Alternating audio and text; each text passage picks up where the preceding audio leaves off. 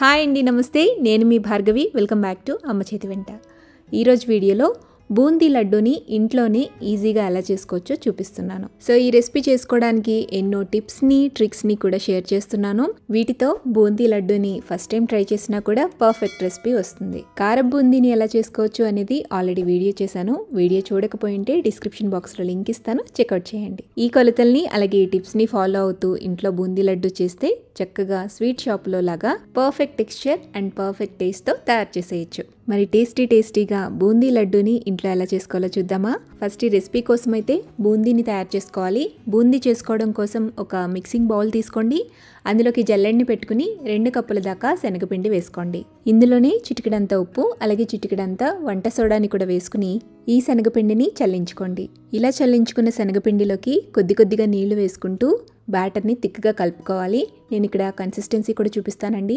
ఇక్కడ నేను తీసుకున్న 2 కప్పుల శనగపిండికి 1 కప్పు ప్లస్ 1/3 కప్ వాటర్ అయితే పట్టింది. సో మీరు తీసుకునే శనగపిండి క్వాలిటీని బట్టి 1.5 నుంచి 1.5 కప్పు దాకా నీళ్ళు అయితే పడతాయి. మొత్తానికి బ్యాటర్ కన్సిస్టెన్సీ అయితే ఇక్కడ చూపిస్తున్న విధంగా ఉండాలి. సో ఉండలు లేకుండా నీట్గా విస్కర్తో కానీ లేదా గరిటతో కానీ బాగా బీట్ చేసుకుని ఇలా శనగపిండి బ్యాటర్ని రెడీ చేసుకుని పెట్టుకోండి. ఇప్పుడు స్టవ్ మీద ఆయిల్ పెట్టుకుని ఆయిల్ని బాగా హీట్ అవ్వనివ్వండి. నూనె అనేది బాగా కాగాలండి, పొగలు రావాలి. సో అంతవరకు బాగా హీట్ చేసుకున్న తర్వాత శనగపిండిని కొద్దిగా ఆయిల్లో ఇలా వేయండి. వెంటనే అది పైకి పొంగింది అంటే ఆయిల్ బాగా కాగినట్టు అర్థం. మంటని మీడియం టు హై ఫ్లేమ్లో పెట్టుకుని బూందీ గరిటెను కానీ లేదా చిల్లుల గరిటెను కానీ ఇలా సెంటర్లోకి పెట్టి 1 గరిటెడు శనగపిండిని తీసుకుని ఇలా బూందీ గరిటెలోకి స్లోగా డ్రాప్ చేయండి. బ్యాటర్ అనేది బాగా పలుచగా ఉండకూడదు. సో ఈ కన్సిస్టెన్సీలో ఉంటే బూందీ అనేది సన్నగా స్లోగా ఆయిల్లోకి పడుతుంది. నూనెని బాగా హీట్ చేసుకున్నాం కాబట్టి పడిన శనగపిండి డ్రాప్ అనేది వెంటనే పొంగుతుంది. పొంగిన బూందీ చక్కగా వేగుతుంది. మనం తీసుకున్న కడాయి ఆయిల్లోకి ఈవెన్గా అంతా బూందీ స్ప్రెడ్ అయ్యేంత వరకు వేసుకున్న తర్వాత ఇప్పుడు ఈ గరిటెని పక్కకు తీసేసి బూందీని మీడియం టు హై ఫ్లేమ్లోనే వేయించుకోవాలి. బూందీ లడ్డు కోసం కారం బూందీకి వేయించుకున్నట్టుగా బాగా ఎక్కువ కలర్ వచ్చేంత వరకు వేయించకూడదండి. నేను ఇక్కడ చూపిస్తున్నాను చూడండి. ఇలా నలిపితే సాఫ్ట్గా నలగాలన్నమాట. అలా వేయించుకుంటేనే మనకి బూందీ లడ్డూకి చుట్టుకోవడానికి ఈజీగా వస్తుంది.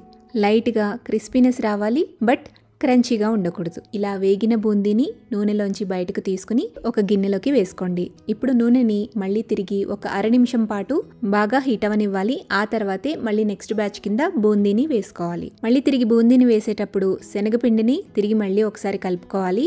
అలాగే బూందీ గరిటెకి వెనక సైడ్ నీట్గా క్లీన్ చేసుకుని వేసుకోండి. బూందీ అనేది కరెక్ట్గా రౌండ్గా పడుతుంది. ఆయిల్ అనేది సరిగ్గా హీట్ అవ్వకుండా బూందీని వేస్తే కనుక బూందీ చక్కగా పొంగదండి. సో అందుకని ఆయిల్ని బాగా హీట్ అవ్వనిచ్చిన తర్వాత మాత్రమే బూందీని వేసుకోవాలి. ఇలా శనగపిండి అయిపోయేంత వరకు కూడా బూందీని దూసుకున్న తర్వాత ఈ బూందీ మొత్తాన్ని కూడా ఒక గిన్నెలోకి వేసుకుని పక్కన పెట్టండి. బూందీ లడ్డు చేసుకునేటప్పుడు క్లియర్గా తెలియడం కోసం నేను ఇక్కడ డిఫరెన్స్ అనేది చూపిస్తున్నా చూడండి. కారం బూందీకి కొంచెం గోల్డెన్ బ్రౌన్ షేడ్ అయితే రావాలి. అదే బూందీ లడ్డూకైతే ఇలా లైట్ గోల్డెన్ షేడ్ వస్తే సరిపోతుంది. సో ఈ విధంగా మొత్తానికి బూందీ లడ్డు కోసం అయితే బూందీని వేయించుకుని పెట్టుకోవాలి. ఇప్పుడు నెక్స్ట్ బూందీకి పాకం పట్టుకోవాలి. పాకం పట్టుకోవడం కోసం స్టవ్ మీద కడాయిని పెట్టుకుని అందులోకి మనం ఏ కప్పుతో అయితే శనగపిండి తీసుకున్నామో అదే కప్పుతో 2 కప్పుల దాకా పంచదార వేసుకోండి. 2 కప్పుల పంచదారకి 3/4 కప్పు నుంచి 1 కప్పు దాకా నీళ్లు వేసుకోవచ్చు.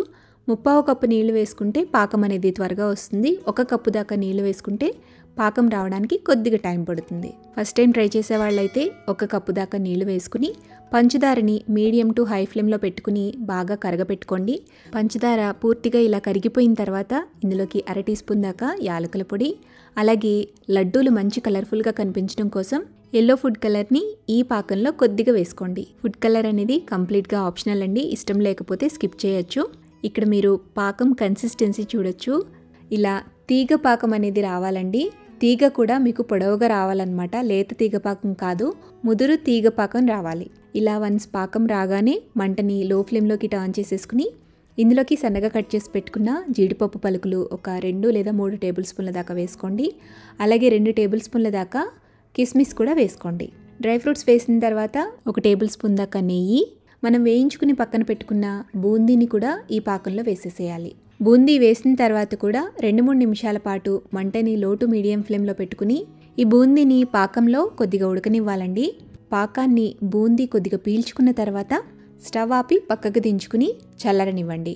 చల్లారేటప్పుడు అలా వదిలేకుండా మధ్య మధ్యలో గరిటెతో కలుపుతూ ఉండండి, లేదంటే బిగుసుకుపోతుంది. ఈ బూందీ పూర్తిగా చల్లారిపోకూడదు.